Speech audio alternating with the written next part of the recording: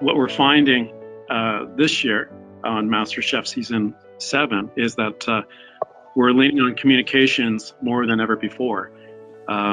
People that used to be using the communications on set would use it maybe to half its potential, because they could just turn around and start talking to someone, or they could go up to someone and talk to someone.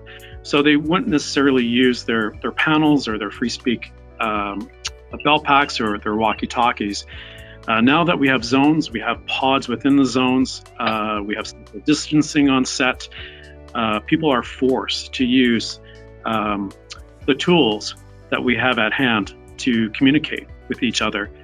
You know, we did a show, Mr. Robot, where they were doing an episode that was sitcom style, and the call to us came, we just want one simple system where everybody talks in one party line. And we don't want a technician to go with. So we knew that was not going to happen. We asked, and the sound mixer was more than willing to go to each of the department heads and say, look, who do you need to talk to? Who do you need to talk to?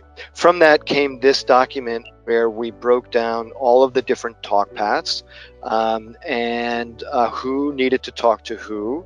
And so you can see the sort of check marks. Some people needed to talk to everybody, or one person needed to talk to everybody, and others only needed to talk to the people in there associated with their camera.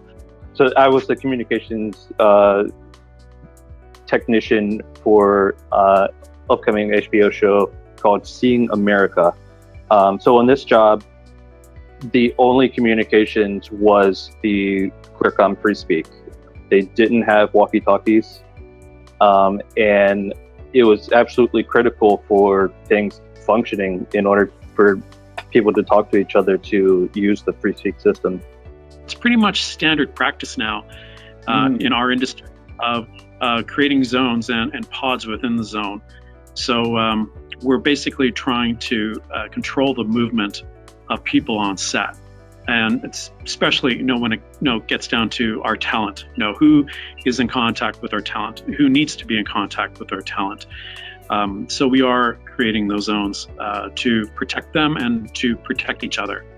And that's just the reality of working with COVID these days.